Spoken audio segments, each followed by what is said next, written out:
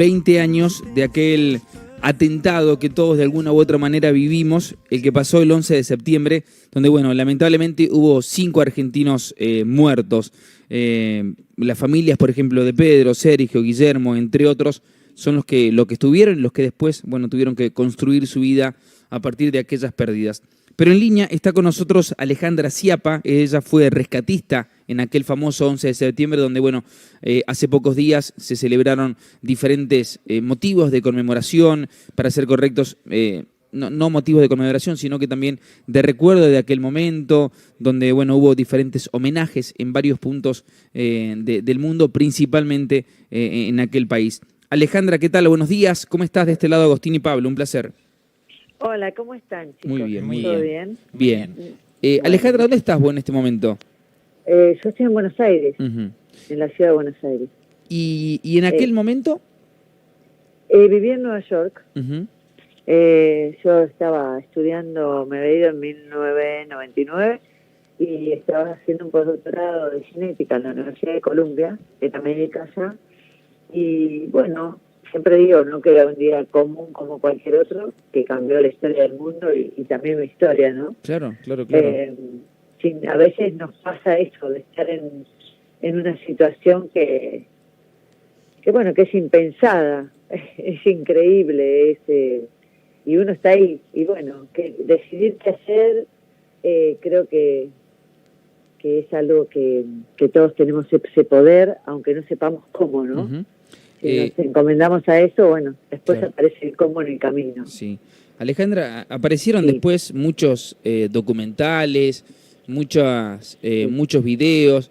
Primero, no sé si te reencontraste con alguno de esos después, y me imagino que, a ver, si bien la ficción muchas veces trata de ser lo más similar a la realidad en esos momentos, no hay nada que se pueda acercar a lo que vos viviste, ¿no? Es que la ficción es realidad. Acá supera, ¿viste? La realidad, claro, supera la ficción. Sí. Es así, vos podés mirar cualquier video casero que hicieron y no hay película que lo iguale, ¿no? Es muy fuerte las imágenes que se veían, las realidades que se veían, que muchas quedaron grabadas y otras que creo que hicieron muy bien en no mostrar al mundo porque no eran necesarias, ¿no? Uh-huh. A veces hay cosas que es mejor no ver. Y de verdad, no es necesario, ¿no? Es como que, ¿para qué causar más dolor en donde ya es un dolor que es como muy colectivo, muy... Vos pensás que las Torres Gemelas en algún punto como que unió al mundo, ¿entendés? Todo el mundo estaba viendo qué pasó, todo el mundo se acuerda qué pasó ese día y cómo lo vivió, y hubo personas de 70 países que fallecieron en esas torres. Yo me reencontré, aunque no lo creo decir, creo que es la historia de los 20 años, de este aniversario, uh-huh, con familiares, este 11 de septiembre. Y mira, inconscientemente nos juntamos el 11 a las 11 de la mañana. Mira. En un momento me dijimos, ¿quién puso la hora? Era como que, ¿viste? Todo era el 11, ¿no? Uh-huh. Y la verdad que fue increíble, porque en el 2002, o sea, yo en el 2001 estuve 3 días siendo rescatista en el Ground Zero, ¿no? Uh-huh. El 2, el 13 y el 14 de septiembre. Y al año pude volver a ir al Ground Zero, ¿no? Uh-huh. Porque yo durante un año no fui, solo fui una vez en octubre, que necesitaba llegar hasta ahí como para ver, ¿viste? Sacarme la idea que tenía. Y después volví al año y entré con todas las víctimas, los familiares de las víctimas, a lo que era un círculo de honor, y donde nombraron, ¿no?, en toda la ceremonia a las víctimas, y había yo siempre me acuerdo que había un violonchelo tocando, y iban nombrando a las víctimas, y ese día siempre lo digo, fue en New York Times, la imagen, se levantó como un viento dentro de ese círculo, que se volaron ese polvo gris que había, y se elevó y se hizo como un remolino dentro de ese círculo. Fue muy impactante, ¿no? Porque uno, nada, en su duelo, ¿viste? No sé, muchos dijimos que eran como las almas que ascienden, no sé. Pero en ese momento, esto te quiero contar, uh-huh, yo junté unas piedras, porque pensé que, como todas las personas que estaban ahí hacían montículos porque no tenían un ADN o no tenían, sabían que estaba ahí el familiar, pero no tenían ni cuerpo ni ADN que lo confirme, y hacían montículos con piedras y ponían una foto y hacían su duelo, ¿no? En ese momento. Entonces yo junté esas piedras y me las traje pensando que algún día podía dárselas si las necesitaban y querían las familias argentinas. Mira. Y vos sabés que hice una nota a La Nación, justo la semana anterior, y le pregunto a la periodista si no había entrevistado a algún familiar que siempre había querido verlos, pero no me había animado. Y ella me dice, mira, yo te contacto. Y bueno, vos sabés que nos contactamos y automáticamente Mariana Chalkov, Klein, que es la hermana de Guillermo, Sí. y los hermanos de Pedro Grisham, John y María, y algo hermoso, Camila, su hija, también fue. Nos reunimos este mismo sábado y fue como honrar a las víctimas ese día. Y fue como sanador para todos, porque yo les entregué la piedra, ellos necesitaban también de alguna manera tener algo, y por eso te digo, a veces hay eventos que cambian la historia del mundo, cambian tu historia y la historia de mucha gente, y 20 años más tarde, que uno dice, 20 años es muchísimo, definitivamente, siguen teniendo un impacto emocional increíble, porque este impacto de este atentado no fue normal, ¿sí? No fue, la dimensión es inmensa, así que fíjate cómo hasta 20 años más tarde la gente involucrada indirectamente o directamente se conecta y sigue sanando, ¿no? Porque estas personas, Mariana, por ejemplo, me dice, yo ahora tengo algo que sé de ese lugar que lo voy a, viste, ella va a ser su lugar, lo que sea, para ir y bueno, hablar, rezar, y hacer las cosas que ella considere como hacemos todos, ¿no? Con nuestros muertos. Claro. Entonces, es muy fuerte. Y bueno, y esas cosas que pasan, me acuerdo, John me dijo, vos hace 20 años estas piedras, ¿no? Claro, y cuando me dijo, digo, la verdad que no lo... Alejandra. Sí. Sí, contabas que vos ibas en el vagón del metro cuando sucede eso y le decís a una mujer de color y no te cree. A partir de ahí, ¿qué te toca hacer? ¿Qué te encontrás cuando llegás y cómo decidís estar ahí? Porque vos estabas estudiando. Yo estaba trabajando en investigación allá. Los postdoctorados son, yo era médica y me estaba como especializando en esa genética del Alzheimer. O sea, trabajas y estudias, es el mismo trabajo. Claro. Y en realidad, mira, cuando yo llegué al laboratorio y todo estaba bastante caótico, la ciudad, no, la calle, todo, no entendíamos. Lo primero era buscar a la gente que conocíamos, que yo tenía a mi amigo en Wall Street y otra compañera mía tenía su novio. Entonces siempre, viste, vas en búsqueda de lo que conocés, cosa que como a las 2:00 de la tarde, creo, en algún momento logré comunicarme con el hermano que me dijo, está bien, salió y bueno, está bien, viste, lo agarró la nube esa, pero estaba bien. Y todavía no había llegado a la casa, era lo único que sabía. Y a las 10:30 mi mamá me llama de acá de Buenos Aires por teléfono y me dice que me gritaba al teléfono. Sí. Hija, anda a tu casa, no salgas, se cayeron las torres, no hay torres, y me decía, no hay torres gemelas en Nueva York, ¿me estás escuchando? Me gritaba. Y yo pensaba, digo, estás loca, le digo, mamá, sí, ya sé que chocaron, no, y trataba de convencerme, me gritaba. Y a mí me pasó lo que le pasó a esa señora en el subte cuando le dije, chocaron 2 aviones contra las torres gemelas. Y me miró y me dijo, estás loca, y se corrió de banco, del lugar, ¿viste? Claro. Y claro, tuve que salir a un bar que estaba enfrente del laboratorio, que había televisores, y verlo para creerlo, ¿sí? Eso es lo que, ¿viste? Sí. Ver para creer. Y cuando vi que estaban caídas y estaba ayudando a Julián, y dije, bueno, yo me voy a ayudar. Fue algo que fue el único pensamiento que tuve, y no tuve ni duda ni otra opción, ¿sí? Yo siempre digo que dije, soy médica, van a necesitar ayuda, voy a hacer lo que sea donde sea. Y por alguna causa fui a la Red Cross, American Red Cross, que era el lugar donde supuse que tenía acceso para poder ir. que me orienten, ¿no? Porque uno no Claro. puede ir a hacer lo que quisiera, ¿no? Claro, ¿en qué puedo ayudar? Solo. Claro, y bueno, y ahí nos hicieron esperar 6 horas porque era mucha desorganización, Ujú. nadie sabía nada, nadie entendía nada, nadie sabía si iba a caer otro avión, o explotar algo más. El 11 fue Nueva York fue un desquicio el 11. Sí. Ya estábamos ahí, después yo me enteré que estábamos sitiados, por ejemplo. Mira. Hubo un momento en que nadie entraba ni salía de la isla de Manhattan. Claro. Yo me claro, enteré claro. por suerte después, ¿no? Porque por ahí te desesperaste que viste Sí. qué pasó, que Decís no. qué hago, claro. Claro.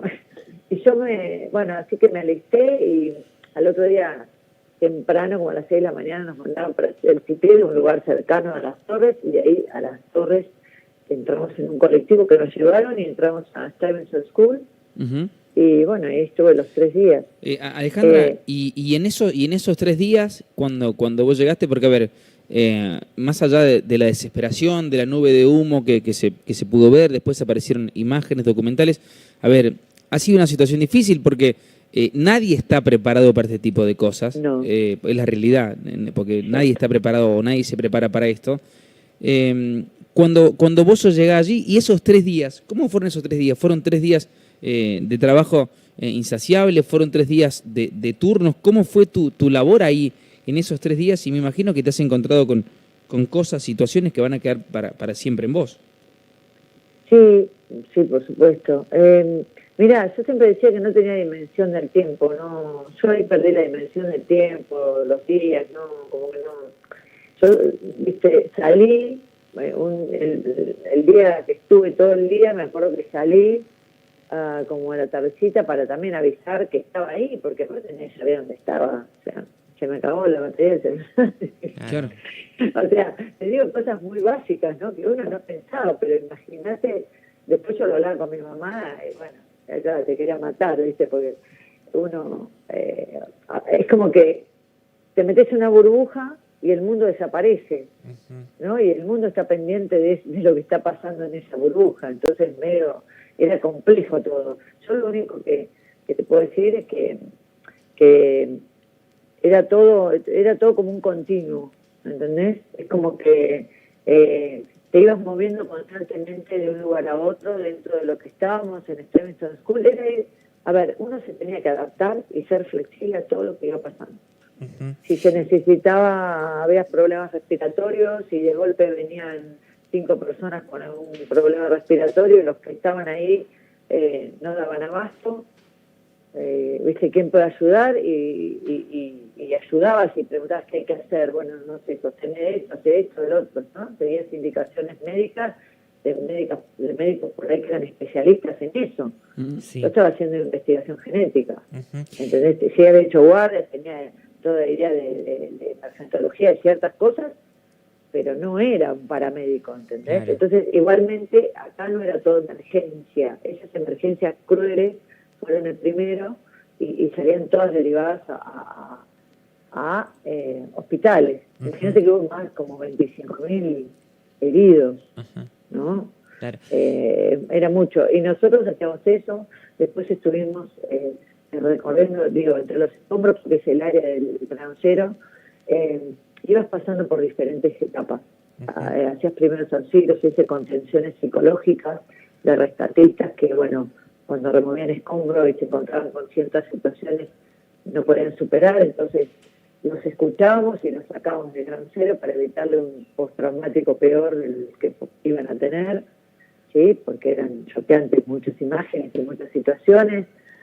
Evacuamos un edificio, porque, cuando yo llegué no hubo sobrevivientes. El valor de una vida de un sobreviviente era como todo, era, viste, el tesoro encontrar. Sabíamos que había bajo los escombros vida que no podía ser rescatada. Y la verdad que era muy angustiante, ¿no? Claro. Era muy angustiante. Uno pasaba de una emocionalidad de sentirse inútil, querer irse porque no había más nada que hacer o había sido y creías que nada de lo que hiciste importaba, a abrazarte y llorar con un bombero que estaba sentado en el cordón de la vereda como un niño llorando. Claro. A rescatar un edificio, ¿no? Evacuar todo un Claro. edificio. Alejandra. La idea era prevenir muerte. Sí. ¿Sí? Alejandra, me imagino, recién decís muchas emociones encontradas y una de las frases que vos decís en esa nota de Nación dice: úsenme para lo que quieran, pero también tu mamá te decía, andate a tu casa ya, y vos estabas en un atentado mundial. Me imagino esa cabeza cómo carburaba a 1000 por hora. Y mira, yo siempre, ahí es cuando después a veces analizamos y yo le digo, mamá, ¿por qué me dijiste vaya acá? Porque te conozco, me dijo.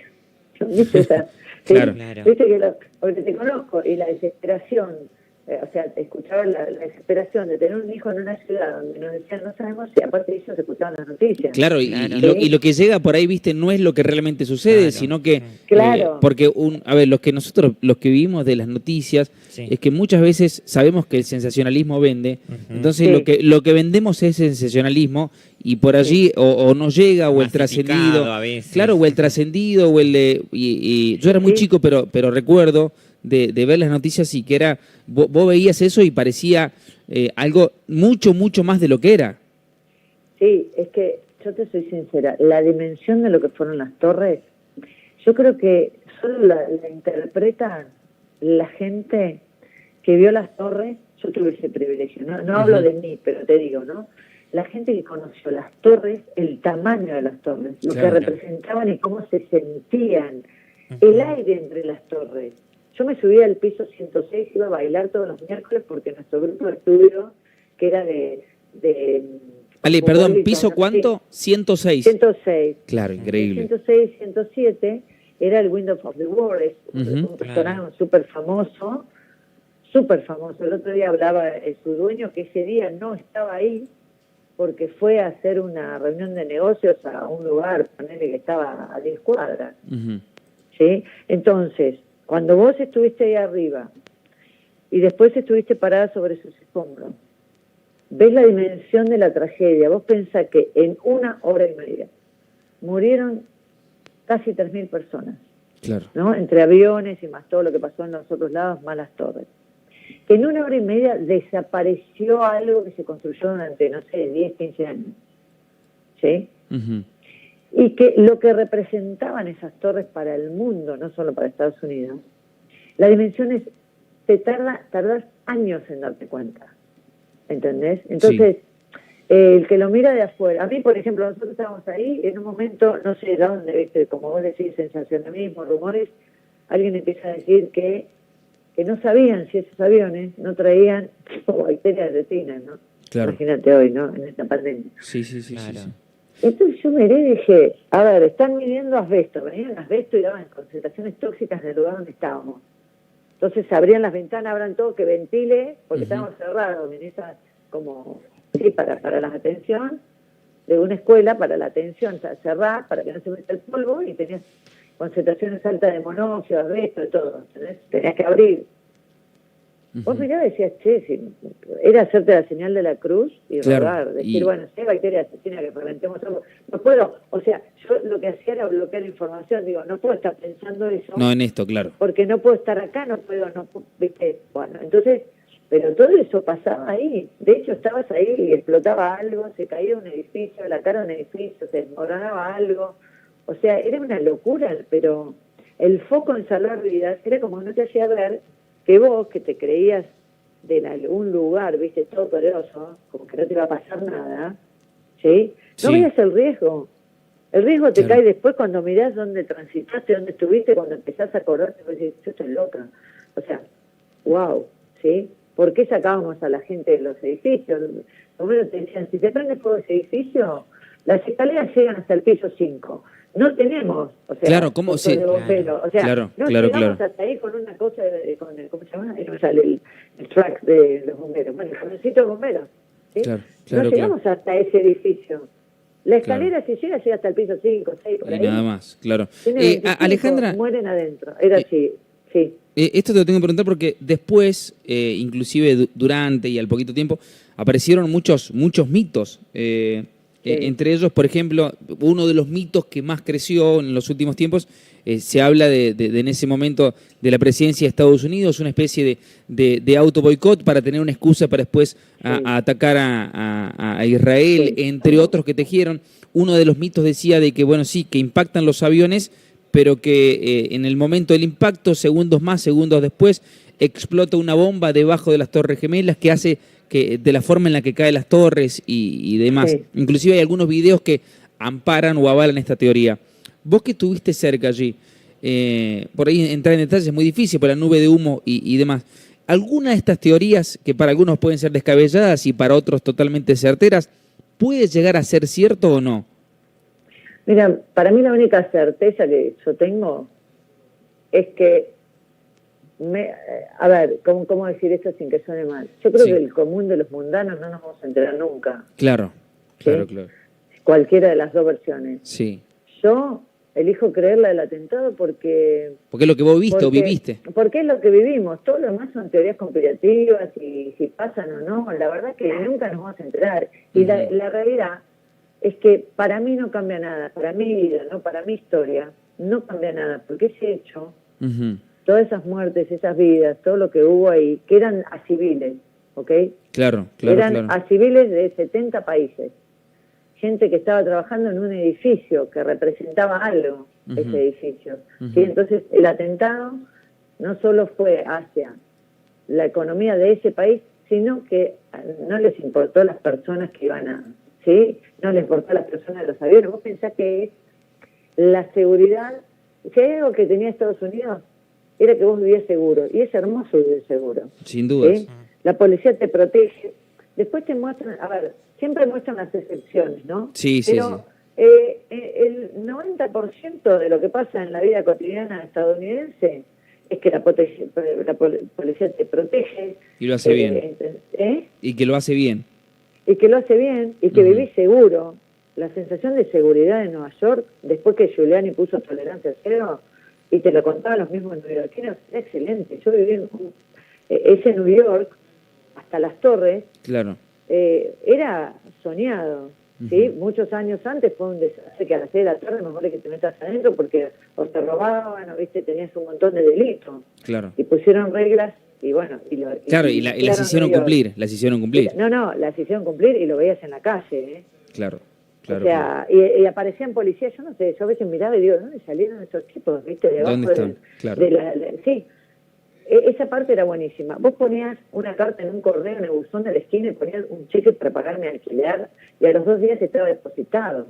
Claro. ¿Sí? O sea, la gente, yo pagaba mis impuestos, o sea, tenía que pagar los taxis el 15 de abril, que es el día que se presentan, y no se te ocurría no presentarlos. Claro. Y hasta un día, te digo, me llegó un cheque, que me acuerdo que eran $1.500, y yo dije, se equivocaron, ¿viste? Claro. Digo, no es para mí. Y era, ¿qué pasó?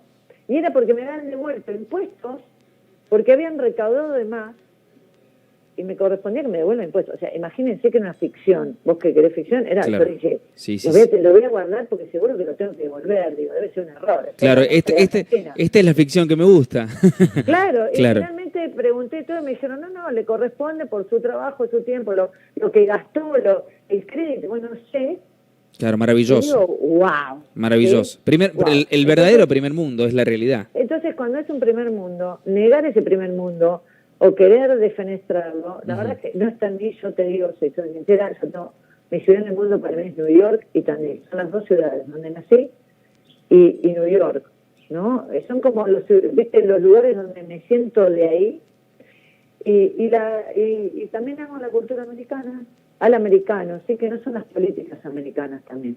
Yo, de hecho, me había casado con un americano, nos separamos, pero nos casamos con todo el protocolo americano, de ¿viste? Como hacen las películas, sí. ¿viste? El anillo, con todo. Y realmente, para mí es una cultura que es muy linda. O sea, cuando uno conoce a las personas, no las políticas, por eso te digo, no las políticas, tenemos mucho para aprender. Y otra cosa, son súper nacionalistas y son súper solidarios dentro de su país, por lo menos. Claro. Porque después salen de ahí, ¿viste? Y van a la... O sea, yo es algo que yo no hago, no comparo. Después, ¿viste? Después viene la guerra de Afganistán, talibanes, por el otro lado, bueno, listo. ¿Sí? Yo no como que no me gusta hablar de lo que desconozco, ¿sí? Tendría que estudiar el tema y ver, ¿sí? Para eso salen documentales y bueno, cada uno hace su...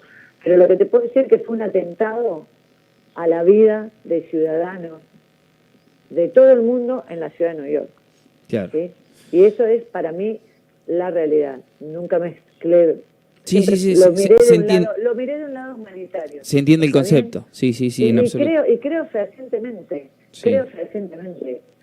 que no nos vamos a enterar nunca. Claro, claro. Pero claro. para mí, te soy sincera, yo creo que realmente fue un atentado que le salió mejor de lo que imaginaron.